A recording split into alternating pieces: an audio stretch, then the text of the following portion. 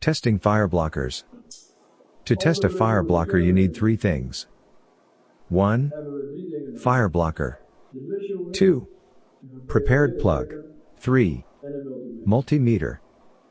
Position the dial of the multimeter at ohm to test the resistance of the fireblocker.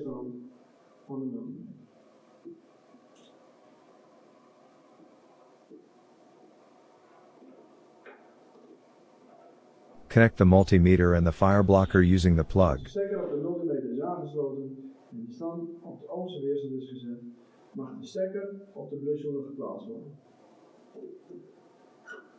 The resistance will appear on the screen of the multimeter.